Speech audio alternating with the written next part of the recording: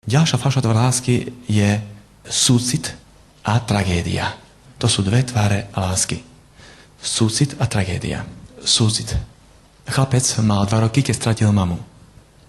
Dievčaťu sa vyreve na rande a v nej sa prebudí súcit, ten krásny cit. Ona si povie, naozaj, tie lásky málo zažil.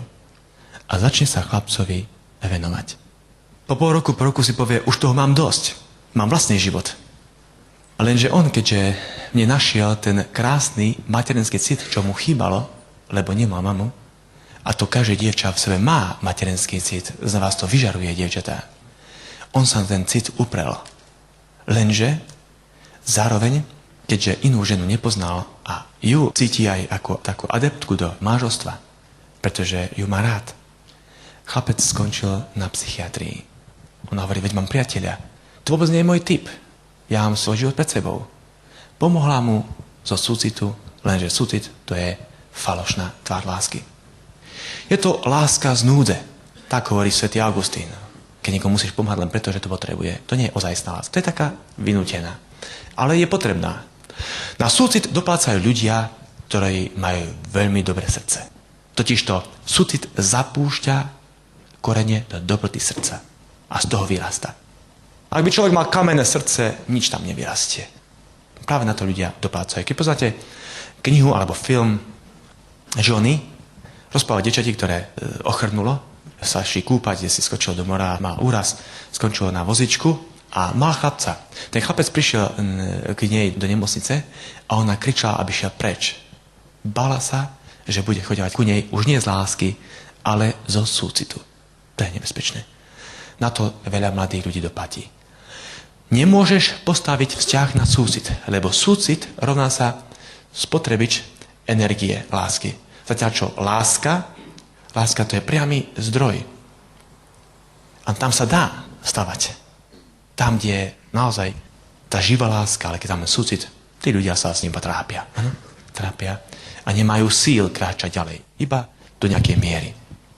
Čiže pozor na to. Súcit je veľmi záľudný.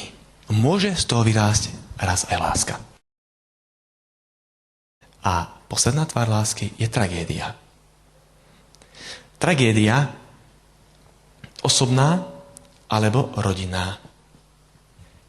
Nemôžeš stavať vlastné šťastie na cudzom nešťastí. Otec 5 detí sa zamiloval do slobodného dievčaťa. Nechal 5 detí. Teraz majú spolu 3 deti.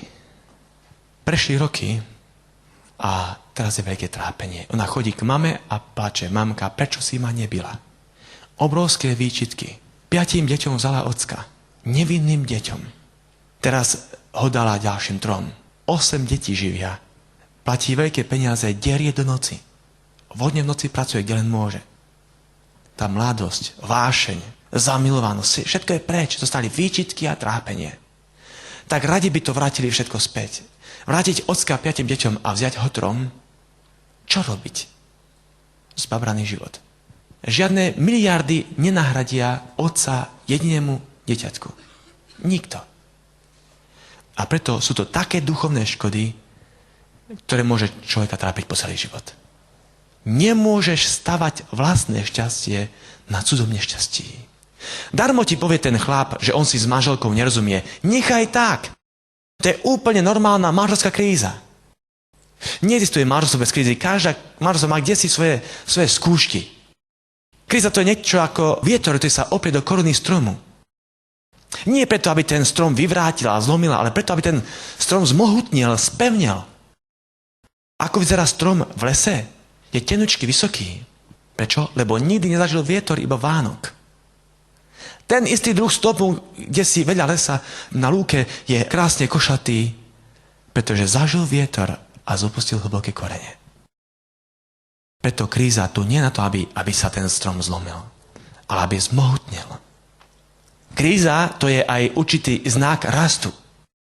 Oni prechádzajú cez také stupne rastu v láske. No kam by som šiel, veď tebe som sľúbil. Áno, čiže to opäť, tá kríza prichádza, aby ich ešte viac hodila k sebe. Aby ešte viac k sebe prilnuli. Toto je manželstvo. A keď tam vstúpi tretí človek v kríze manželskej, rozbije manželstvo. Rozbije dôveru. Spácha sa nevera a vtedy sa všetko rozsype.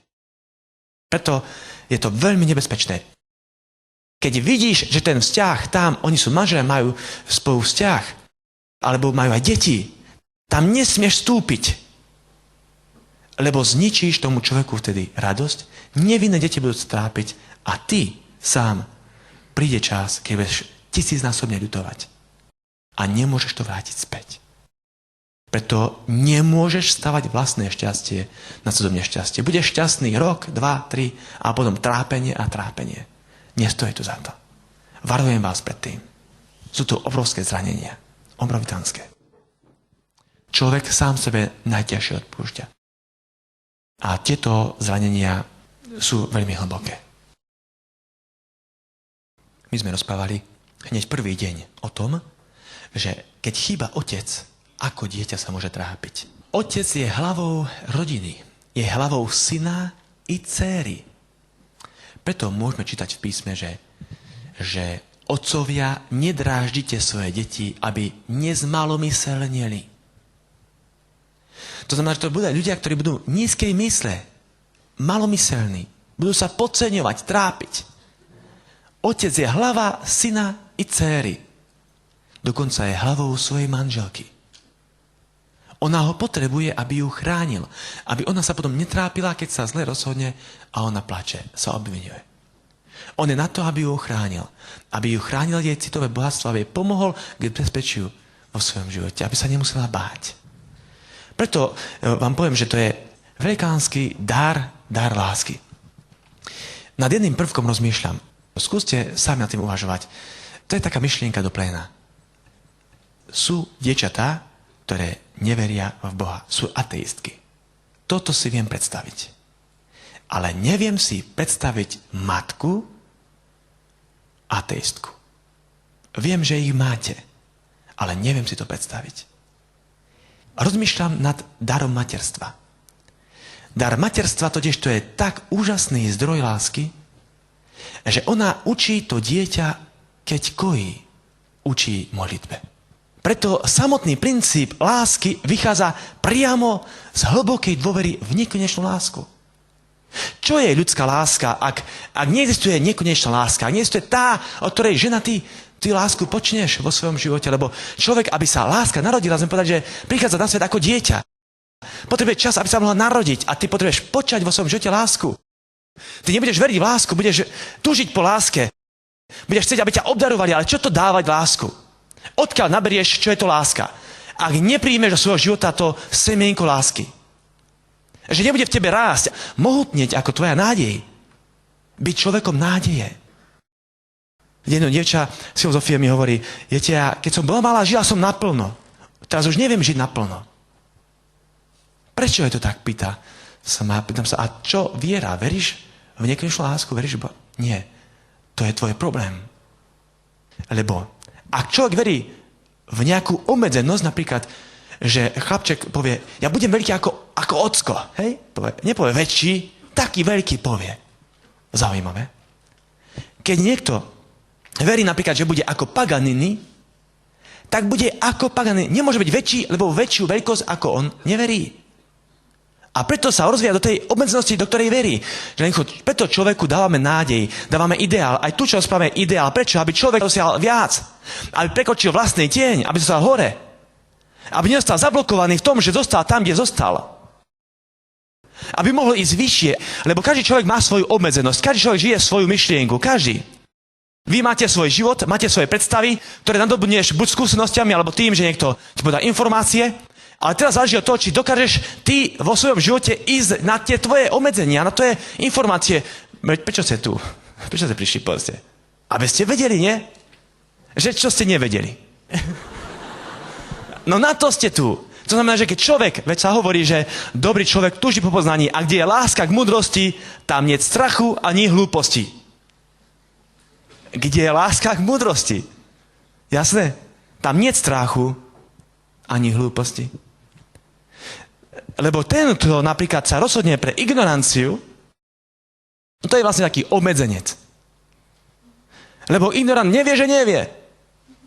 Celý problém, áno. Jednoducho sám sa okypte, vlastne tým sám si obmedzal. A pretože nie je schopný slobodne rozmýšľať, počúvať a prísť do diskusie, porozprávať sa. Jeden chlán mi hovorí, viete, ja som chcel s vami porozprávať, ale za mňa je ťažké, lebo ste presvedčení, že máte pravdu. No, ináč by som tu nestal. Viete, koľko ja potrebujem sily, aby som pred vás prišiel tu? Koľko viery potrebujem? Veď to je predsa len zodpovednosť za toľké duše, toľké srdcia, áno, ktoré tam prežívajú svoje vzťahy a každý z vás je originál, je nádherný a máš svoj život. A ja som prišiel preto, aby ste mohli nad tým rozmýšľať, áno. A znova sa neuvidíme, ak to možno sa už vôbec neuvidíme, ale ide do toho, aby sme pocítili, že sme sa stretli, o to tu ide. Keď som spoznal čosi, tak vám chcem o tom povedať, že láska je nádherná. Ale my sa rozvíjame do tej miery, nakoľko v ňu veríme. Preto láska existuje. A láska žije, nie je mŕtvá. Dnes mladí majú strach žiť pravdu v láske. Lož je o mnoho ľahšie žiť. Lenže tam neprichádza šťastie. To je trápenie. Dievča píše, má 23 rokov, rozprávala svoje skúsenosti, ako vlastne žila a rozprávala, že si pamätá na prvý styk s chlapcom. A si pamätá na to, že vtedy to bolo veľmi silné. Po 2 rokoch chodenia mali pomer a mala pocit, že pri nej stojí mamka v tej chvíli. A sama ju nechápala, že mama na ňu pozerá, čo to robí. Cítila to jednoducho a stále sa jej to vracalo. Aj po rokoch, hovorí, po 4 rokoch vám píšem vlastne toto. A potom prišli ďalší. Jak som sa s ním rozišla, to všetko padalo. Bez lásky, bez všetkého. Chýba mi čistý pohľad na chlapcov. Pozbudzuje všetkých, čo tá, nebojte sa povedať nie. Pretože to má velikánsky význam. Mama mi to povedala, ale neskoro. Vtedy som trochu plakala, prečo mi hovoríš až teraz, mamka. A píše na záver takéto slova. Ak by som všetko mohla vrátiť späť, určite si poctivo zachovám a pomôžem aj iným. Okrem iného aj preto, aby som sa mohla čisto pozrieť do očí svojho manžela a detí a spokojne v rane žiť. Neviem a asi ani nebudem si vedieť ani predstaviť, aké to musí byť krásne byť čistý len pre toho jedného. Musí to byť niečo také nebeské. Neveriacemu by som povedala, že zachovať si poctivosť je vysoko inteligentné rozhodnutie. Je to perfektné dievča a veľmi pomáha. Častokrát sa vidíme. Takisto odpovedal jeden vysokoškolák. Pre mňa poctivosť znamená istotu. Je to forma garancie, ktorá vychádza od toho druhého. Poctivý človek plní svoje sľuby, stojí si za slovom, nekradne, neklame, nezneužíva rôzne mimoriadne situácie bezohľadne vo svoj prospech, respektíve v neprospech druhých. Pre mňa ako píšuci subjekt to znamená to isté. Ja musím byť taktiež osobou, z ktorej takisto vychádza takáto forma garancie. V sexuálnej oblasti poctivosť pre mňa znamená boj so sebou samým. Bolo obdobie v mojom živote, kedy som bol v tejto sfére spustený. Bolo to stále hĺbšie. Ponáranie sa do bahna, dusenie sa vo vlastnej šťave. Bolo to niečo sebazničujúce a seba ponižujúce.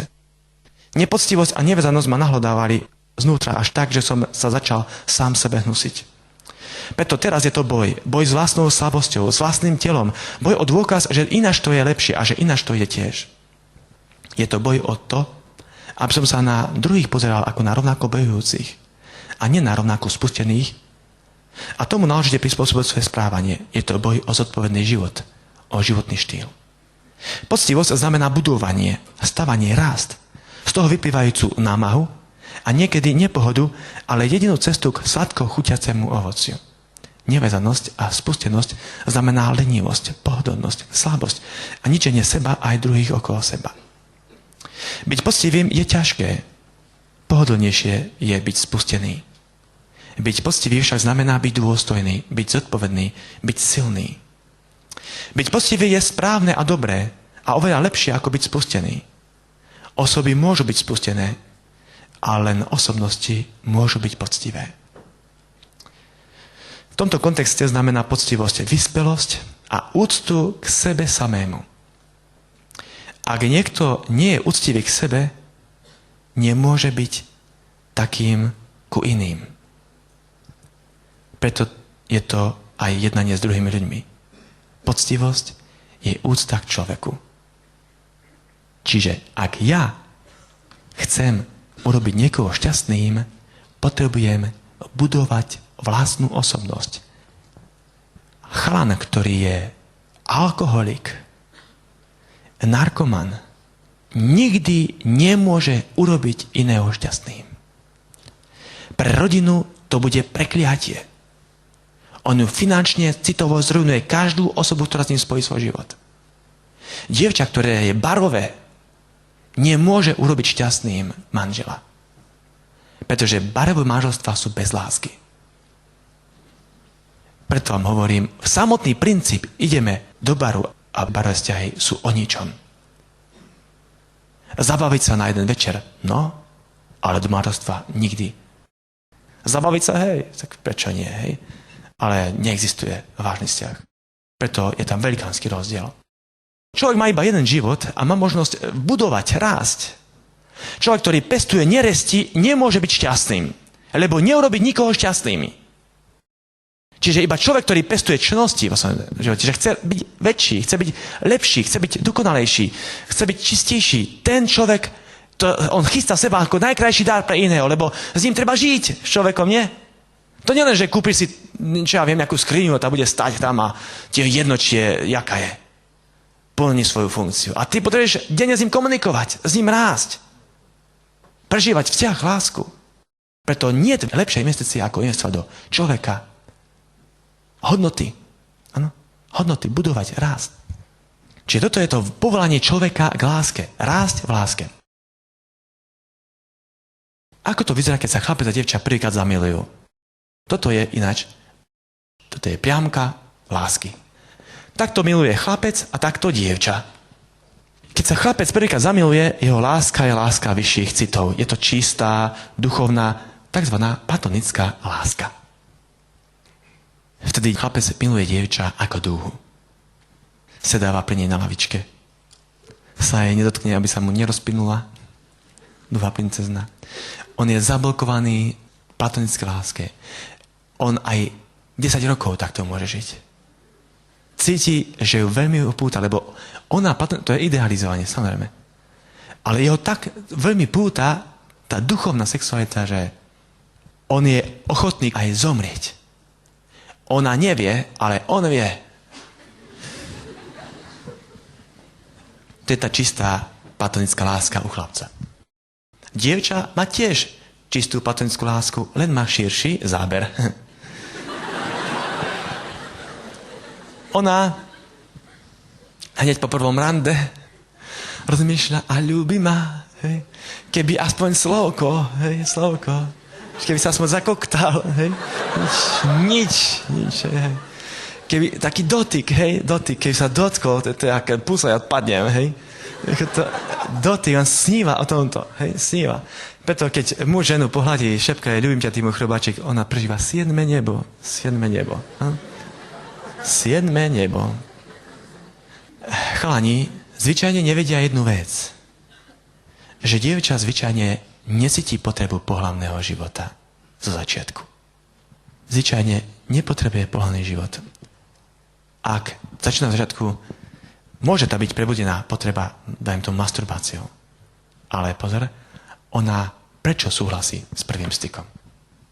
Prvý dôvod je, pretože ona to robí z lásky. Obetuje sa. Vie, že on to chce a chce ho robiť šťastným. Čiže robí to z lásky. Druhý dôvod, urobí to preto, lebo si myslí, že si týmto chlapca získa, keď mu dovolí. A čo nie je pravda. Tretí dôvod, myslí si, že už ho ju nikdy neopustí. To je spečetenie. Áno, nikdy neopustí. Ďalší dôvod, štvrtý, preto, lebo chce to skúsiť, zvedavosť. Jak sa chvália ostatné dievčatá, aké je to super, aj v telke vidíš, že to je super, chce to skúsiť. Zvedavosť. Piatý dôvod, kvôli sebavedomiu. Si myslí, ešte som panna, oni majú skúsenosti a ja nemám nič. Chcela by jednoducho, že aj ona sa podceňuje kvôli panenstvu. Nič z toho nie je pravda. Nič. Ani jeden bod. Nič. Sexom ona stratí chlapca. Prečo? My rozprávame o tom, že nie, že stratím chlapca, ale strácaš jeho lásku. Ináč poviem, dôveru. Totižto chlapec v zamilovaní, v láske sníva o tom, že to bude moja princezna, ktorej budem celý život skladať vence víťazstva. Pochodím po boiskách života, všade možne a jej všetko prinesiem, lebo ju mám rád. A on hľadá, komu by tie vence skladal. To je túžba každého muža. Nájsť ženu takú nežnú, jemnú, aby k nej stále prišiel a pri nej si odpočinul a položil si hlavu k nej, jednoducho oprel sa a pocíti pri nej jednoducho to materstvo, to teplo domova. A ona mu poskytne jemnosť. Opaterov. Toto muž hľadá. A on, aj keď ide za ňou a chce byť to telo, on si sám vnútorne vytvára rozpor. Lebo on ide za telom, ale súčasne chcel by, aby to nebolo. Chce aj nechce. A keď tam príde viac tela, on nezvládne a ide za telom. Preto sa stáva, že chlapec dievča nechá, keď sa spolu vyspia, lebo on má z nej strach. Kým mu nedovolila, on sa jej nebal. Jej veril. Ale potom rozmýšľa, keď sa spolu vyspali, rozmýšľa, ona spáchala neveru manželovi. Ešte nemá manžela. Zachovala sa nepoctivo. A on má strach, že keď sa raz pohádajú v manželstve, ona urobí aj jemu toto. Normálne sa bojí o to, že bude mať parohy. A preto začína kalkulovať. Niečo sa čuduje, že čo už ma nechce, pozor, on začína rozmýšľať sám. On to urobil, už to 100-krát oľutoval a znova ide za telom, pretože ho má, tak ho môže mať dnes večer. Áno, sex blízky. To je blízke dobro, dnes večer. Vzdialené mať dobrú manželku si musí vybrať. Lebo existuje vzdialené a blízke dobro. Dnes večer sex, to je blízke dobro. Vzdialené dobro je dobrú manželku. Dve veci je ťažké odrazu mať. Lebo buď ti dokáže, že je perfektná žena, perfektná manželka a že nikdy neporuší manželskú vernosť. Alebo začne chlapec pochybovať. Preto, keď začne sex, prichádza pochybnosť a chlapec má problém sa pre ňu rozhodnúť. Predtým vedel, že ju chce, ale potom mu začne pochybovať. Pretože ju stráca. On stráca kredit u svojej manželky, u matky svojich detí. Keď padne žena, padne národ. A on cíti, že v nej sa rúca národ jeho rodiny. Preto má problém. Dokonca z toho môže vzniknúť až chorobná žiarlivosť. Práve toto sex spôsobuje chorobnú žiarlivosť. Sú také extrémy. Napríklad, dvaja sa majú rádi, spoznali sa, keď sa rozprávajú. On sa pýta dievča, mala si niekoho? Ja nie, nikoho, ty si môj prvý v živote. Perfektne, aj ja. Super, taký krásny párik. Rok spolu ťahajú, pekný párik, naozaj krásne to je. Lenže po roku už ho to škre a sa jej prizná, že už mal predtým dievča. Len nechceli zobrať tú radosť v ten večer, keď o tom rozprávali. A ona, čo do neho investovala všetku svoju nádej, cíti obrovskú zradu. V noci mu telefonuje. O 4:00, kde si? Poď ku mne. Pláče celú noci. Niekoľkrát v nemocnici otrava tabletkami. Denne pri ňom pláče. Ona len pláče a pláče celé hodiny. Denne. Nevie sa z toho dostať. Z týchto citových zranení vzniká chorobná žiarlivosť. Zo sexu vzniká chorobná žiarlivosť.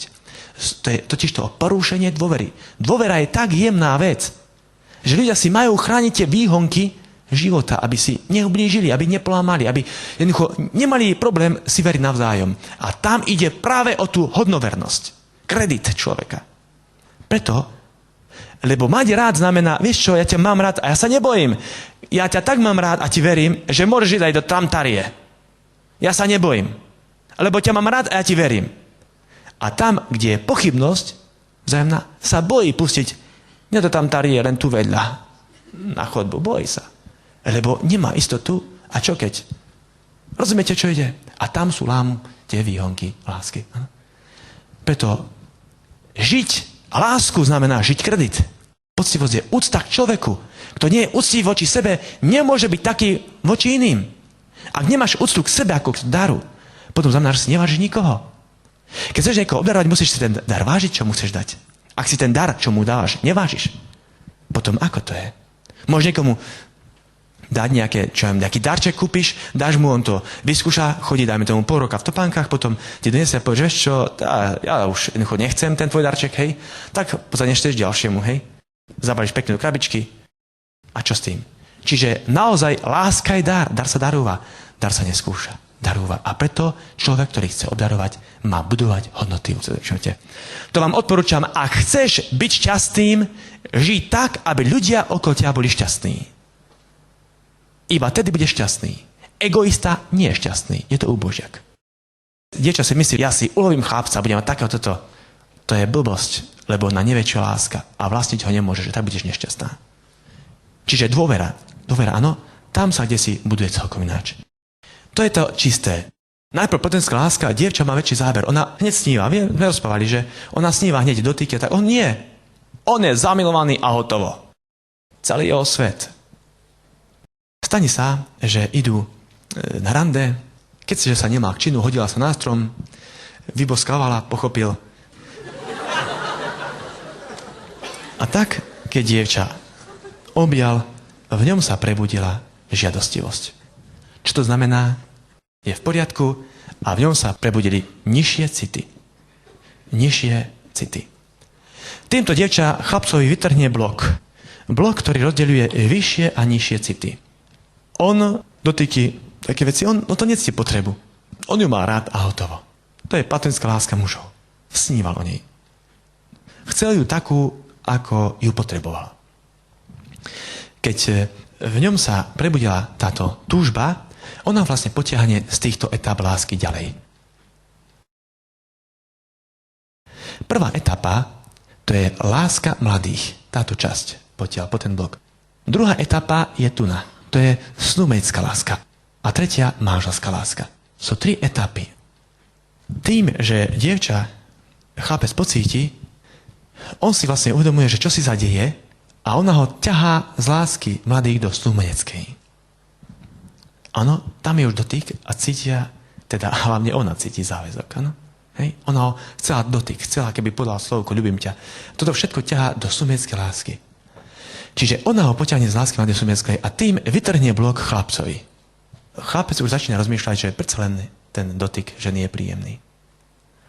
A keď v ňom sa prebudia žiadostivosť, on chce všetko.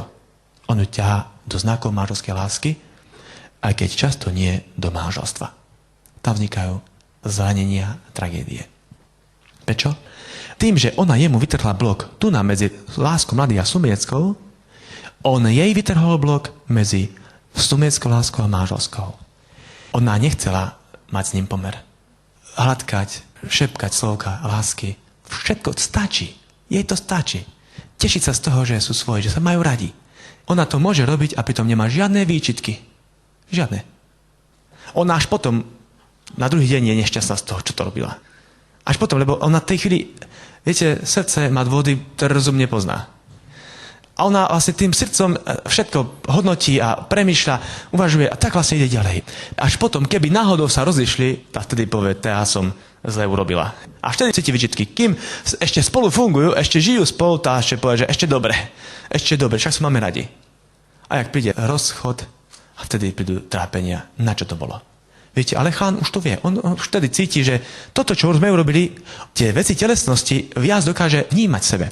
Žena, zaujímavé, žena je tvor telesný, je telesný tvor, ale muž je citlivý na telo. Čiže on je tvor citlivý na telo, žena je tvor telesný. A teraz práve toto je v tom, že muž ženské telo vníma ináč ako žena mužské. Ona môže sa po ňom vaľať a nemá žiadne problémy, hej? A on je hotový jednoducho. On je z horľavého materiálu a má problém. Hej? Týmto ona nechcela potiaľ. Lenže on chce všetko. On ju ťahá do znakov manželského. On chce pomer. Ona nechcela. A on jej vytrhne blok práve ten, ktorý rozdielal sunieckú a manželskú lásku. To je práve to, ona nepotrebovala pohľadný styk. Ona nenašla, iba stratila. Že bude mať sebavedomie, keď sa dievčatá chvália, iba utešujú, že má aj skúsenosti. Ona vie dobre. Čiže to sú veci, čím ona nezíska chlapca, iba stráca. A nič toho. Nič. Zvláštne je, že táto skúsenosť, aj keď je taká boľavá, predsa ju opakuje potom znova. U nej dochádza k takému hľadaniu sa. Toto tuna je láska, tu je chodenie. Toto je chodenie. Do tohto chodenia prináša dievča svoje to také čisté, citové, hej? A do chodenia prináša chlapec svoje telo. Preto to je chodenie po britve niekedy. Slovenská láska, to nie sú zásnuby. Zásnuby, dajme tomu, že sú tu. A to všetko má čas. Všetko má čas. Chodenie a to dochádza k naplneniu. Preto oni potrebujú dvaja sa dohodnúť, aby vedeli, čo chcú. Aby vedeli, že ako chcú rásť vo vzťahu. Tu je zrniečko lásky. Predstavme si, že tu máš zrnko lásky, zrnko, z ktorého rastie láska týmto smerom. Táto láska má svoje motívy, ktoré pomáhajú žiť. Prvé citový sme povedali, že rozvíja v ňom lásku. Prvé, čo je citové, ale to je prvý motív na stretávanie. Druhý je slúbenská láska. Áno, sme si slúbili, budeme svoji, tak je to super. Tretí motív je sexuálny život. Keď mi rozprával jeden chalan, spolužiak ešte z dávnej školy, ako zneužil dievča, došlo k tomu, že bol potrat lásky. Oni si dali tak silný znak po týždni či po mesiaci, že povedal, že jednoducho na ňu kašle, že šľapka. A pritom ja som bol šokovaný, čo to robí, prečo to hovorí. Ten znak silný, on spôsobil, že láska neviasla a preto došlo k tomu potratu. Padla láska v živote. Preto je potrebné chrániť túto lásku. Zároveň do vzťahu prichádza slepota. Si predstav, že tu na tomto mieste, keďže je duchovná atmosféra, čistá atmosféra, to znamená, že tam je niečo ako akvárium, v ktorom žijú dve rybky. Tie rybičky sú takéto, dáme akvárium, takto, hej. Tu sú rybičky, jedna, druhá. Je tam krásna atmosféra, vidia sa, super. Lenže keď sa vytrhne blok a prichádza žiadostivosť, toto čierne tu, to je nižšie city sú čierne, to svetlé pekne, to je duchovná atmosféra, hej, tam vidia, čo nás spája. Jak príde žiadostivosť, vstúpi tu a zašpení im ten vzťah. Tie rybičky v špinavej vode už nevedia, či sa majú radi. Idú k sebe, ublížia si, potom sa hádajú. Kým nie je sex, je všetko v poriadku. Jak začnú hádky. Ty máš málo rád. Tam ideme, nie, tam ideme. Tam prichádzajú hádky, slyšíte, lebo človek sa stáva egoistom. On si vytvoril súkromný vzťah k jej telu, ona si vytvorila súkromný vzťah k jeho citom. Obaja sú súkromníci. Egoisti. Čiže oni komunikujú, ale každý podľa svojich výhod. Čo chcel. A preto vlastne dochádza k tejto slepote. Preto očistiť vzťah znamená dať si nový motív na stretávanie. Sa dohnúť, vieš čo, odteraz budeme čistí. Odteraz žijeme úplne odznova. Začneme normálny, krásny vzťah. Toto je strom lásky. Takto, kmeň, korene. Áno. Toto je láska, manželská láska, snúbenská láska a láska mladých. Strom lásky má svoje funkcie. Najprv vieme, že to sú korene. Tam sa zapúšťa do hĺbky zeme. Áno, ten strom lásky. To je v láske mladých. Tam sú korene. Snúbenská láska, to je krásny kmeň. A láska manželská, to je ovocie. Jablčka, hej? Tak, jednoducho ovocie, áno. A kde môžu tí dvaja čerpať ovocie lásky? V koreňoch, keď začína láska mladých, tam asi nie, že? Tam môžeš tak zemiaky vyhrabať. A tie, čo chvíľa zapáchajú. V snúbenskej láske hrísť do kôry, tá býva horká. V korune zrelosti, tam môžeš trhať ovocie. Nie zelené bolí bruch, ale zdravé, zrelé. Preto má všetko svoj čas. Duchovné ovocie lásky, vzťahu, berieš od začiatku. Že môžeš prežívať radosť z toho, že si chlapcom a dievčaťom. To je tá úžasná sila. A tomu chcem, aby ste sa učili. Že je krásne byť mužom a byť ženou. Aby ste začali vnímať tú duchovnú sexualitu človeka. Skúste, chlapci, odteraz pozerať na dievčatá ako na vzácny dar. To, že môžeš byť s ňou denne, že môžeš s ňou prekecať hodiny. Prečo? Pretože čo chvíľa skončíte školu a už nebude tvoja spolužiačka. A už sa nebudete môcť denne v UPCčku stretnúť. No neškoda. Jak smutno bude, nie? Využite to, prosím vás. Že môžete byť spolu. Rozprávať spolu. Poznávať sa. S viacerými. Žiť krásne vzťahy. Ale byť stále slobodný. Slobodný pre voľbu. Pre lásku. Aby sa ti z toho samo vytriedilo, že áno, takto chcem žiť. Ty si pre mňa darom. Tým najkrajším. V zrelosti, veku, rozhodnutia trhať ovocie lásky. A ako si dievča chlapca získa, ako si ho udrží. My vieme, že muži majú v sebe bojovnosť. Že? Od mala sa hrajú na vojakov. Bijú sa, skáču. Oni to majú v žilách, nie? Veď kto by naháňal mamutov? Dievčatá, vo vzťahoch je veľmi dôležité využiť práve túto realitu. Muži potrebujú bojovať. 7 rokov kopal studiu do skaly. 7 rokov mu svaly lásky rástli. Predsa nie je blázon, potom sa z neho rozviesť, nie? Ďalších 7 kopať. Myslíte, že sa rozvedie, keď 7 rokov kopal studiu do skaly? Cebo blázon, neexistuje. Jednoducho, muž si ženu musí zaslúžiť. Keď muž ľahko ženu získa, tak ju ľahko prepustí. Prišla, odišla. On totiž to za ňu musí zaplatiť. Nie peniaze, ale lásku. Obetu. On ju potrebuje chrániť. Vybojovať si ju. V rozprávkach nie, rytieri bojujú a ten, tak ten vyhrá, že? Je to tak, že muž si ženu musí zaslúžiť. Ak si muž ženu nezaslúži, nebude si ju vážiť. Dokonca u Siracha je napísané, že muž dostane dobrú ženu ako odmenu za dobré skutky. Nie za zlé, za dobré. Dievčatá, poďte chlapcom, nech sa snažia. A nech maká. Denne ukáže čiarky, koľko dobrých skutkov urobil. Či si ťa zaslúži. Muž si totiž to ženu musí zaslúžiť, ináč si nebude vážiť. Je to realita. Muž sú takí. Je to tak, chlapi? No, viete, jednohlasne sme počuli. No ja viem, že tak sedí vedľa teba, no čo spravíš?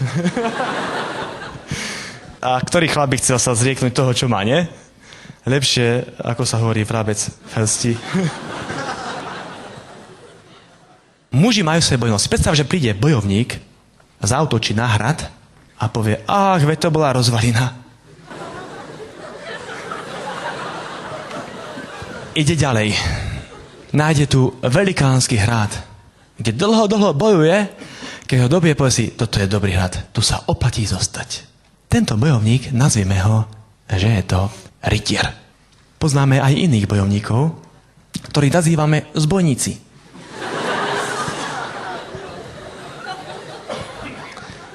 Zbojník príde, zaútočí, zistí, že tam iba žobraci, za múrmi schovaní, ide ďalej.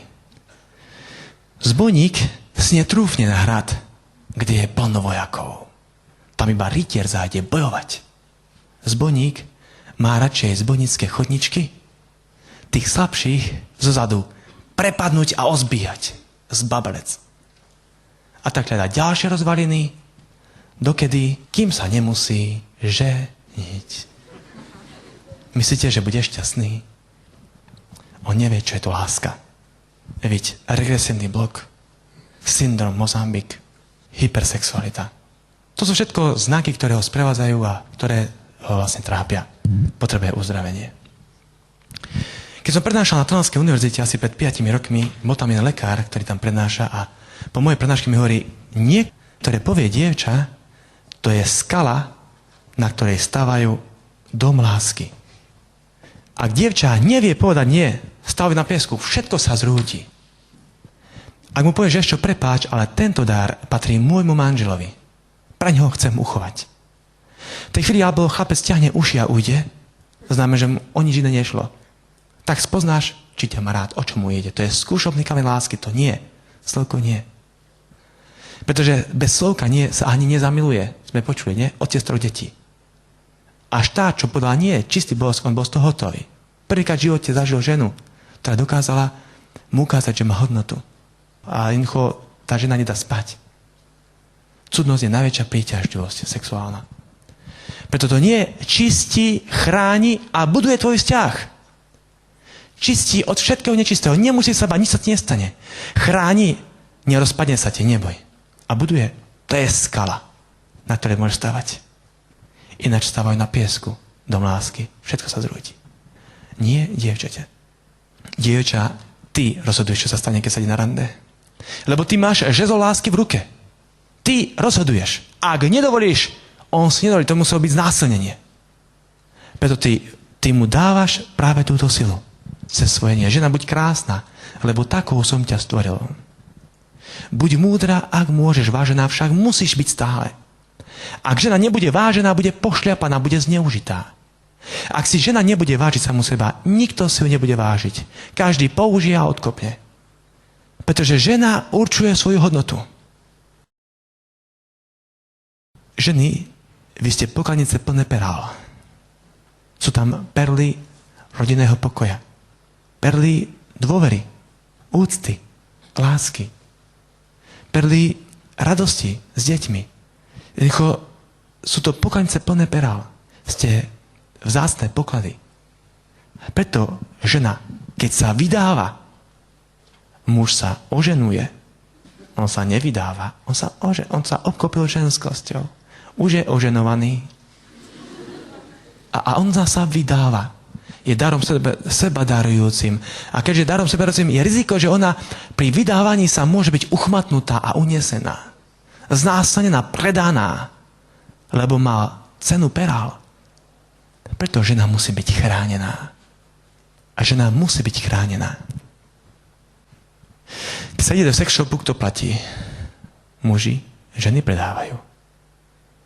Vidíte, že to je rovnaká zodpovednosť obaja? Len ženy, vy máte inú pozíciu vo vzťahu ako muž. Preto ja sa čudujem, že dievčatá dnes naletíte cez falošnú reklamu médiám, že treba si užiť. Keď mi povie dievča, že ona zneužívala chlapca alebo chlapcov, sa smejem. Ty asi telesne zneužívala? Oni teba, a nie ty. Prosím ťa. Sa spamätaj, čo hovoríš? To iba oni ti môžu povedať, že treba si užiť a každý z nich by tomu hľadal zadné dvierka, ako uísť. Využiť a ísť preč. Zodpovednosť? Nie. Zvláštne. Človek jednoducho potrebuje nájsť v živote cestu, ktorú by si chcel zvoliť. Kam idem? Prečo tam idem? Hľadať ľudské šťastie. Vybrať sa na cestu lásky. Vidíte, je to cesta. Cesta, pri ktorej človek sa postaví voči životu. Dvaja sa majú strašne radi a tak vzdychajú. Pýtam sa dievčaťa, počúvaj dievča, ty by si s koľkými mužmi chcela takto vzdychať? Tá iba s jedným. Tá vieš čo, ty keď vzdycháš, ty môžeš vzdychať, že ty môj jediný. Lebo to nikdy nie je isté, čo bude tvoj manžel. Ty môžeš vzdychať napríklad, že ty môj prvý. Hej. On vzdychá, ty moja štvrtá. Hej. Ale nie jediná. Ano? Preto vzdychanie si treba nechať. Upozorňujem na jednu vec. Žena je schopná milovať sa ako žena iba v krajine emotívnej bezpečnosti. Znamená v manželstve. Ona sa nedokáže celá darovať. Daruje mu telo. Cíti na chvíľočku, bol nám fajn. Ale potom cíti, že má pocit neistoty. Bojí sa, že v skrytosti je stále, a čo keď sa rozídeme? A preto nevie sa mu úplne v pohode celá darovať. Keď chodím na tie také semináre s medzinárodnou účasťou o dôstojnosti človeka, tie veci tam rozoberáme. A rozpráva práve jeden psychológ práve túto otázku hovorí, že mužská sexualita je viac telesná, ženská citová. Muž povie, poďme sa milovať. Chce, poďme sa milovať. Lenže muž nevie, čo je sex. On vie, čo je masturbácia. Ukojí seba ju, ale nevie, čo je tá skutočný sex. Žena až naučí muža, čo je sex. Žena má v sebe jemnosť, vnímanie sexuality. Muž, keďže je viac telesný, jeho telo viac trháva a až ona ho privádza k skutočnému, preto iba žena v srdci má kde si ukryté, toto je skutočný sex, lebo má 3 rozmery, telo, duša a duch. Niečo posvetné. Problém je v tom, že ona, keď sa mu odovzdá, nevie sa mu darovať celá. A preto ona sa prispôsobí mužskej sexualite. Tí dvaja řešajú sexuálny život, chlapec, dievča. Ona sa mu prispôsobí, prežije telesný orgazmus, lenže po nejakej dobe zistí, že sex ju nenaplňa. Ona chcela viac. Viac od toho čakávala a zistí, že to je plitké, ona chcela viac. Všetky techniky, všetko ju ponížuje, zistí vlastne, že už to nie je ono, že sa hnusí sama sebe. Čo to robím? Stráca samu seba, lebo nepoznáva samu seba pri tomto milovaní. Nepoznáva. Pretože ona sa začala milovať ako muž. Začala žiť mužskú, telesnú sexualitu. Výkon. Ale zabudla na to vnútorné. A keď sa vydá, je 15-20 rokov vydatá, má tento problém. Preto Pšenička hovorí v knihe Trbitalne dotyku, že mnohí manželia iba masturbujú. Majú pomer, ale majú motív ukojiť sa. Nie motív darovať sa. Lebo tam zostalo to porušenie psychohygieny, predávanie sa vnútorné. Preto sa milujú ako dvaja chlapi. Keďže žena naučí muža, čo je sex, keďže ho má naučiť v jemnosti srdca, čo je sex, lenže ona to nevie, pretože nikdy to nezažila, čo je ženská sexualita. Začala ako muž a sa zablokovala. Aj po 15-20 rokov v manželstve ona nevie, čo je ženský sex, nevie, čo to je. A preto sex je fádny. Samozrejme, že potom sex ide do šírky, nové techniky, polohy, všetko možné a muž možno by aj bol spokojný. On prežil telesný orgazmus a si neuvedomuje, že existuje hĺbší orgazmus, citový, duchovný orgazmus lásky. A ona vie, že to existuje, ale nevie to objaviť. On to v tej chvíli nemusí vôbec vedieť, ale žena vie, že to niečo musí existovať, čo ma naplní. Ale toto nenaplňa. A preto potom hovoria, že si nerozumieme sexuálne. Sexuálne si nerozumiete preto, lebo nemôžete ísť ďalej pri milovaní. Pretože potrebuje žena sa uzdraviť, aby naučila muža, čo je sex.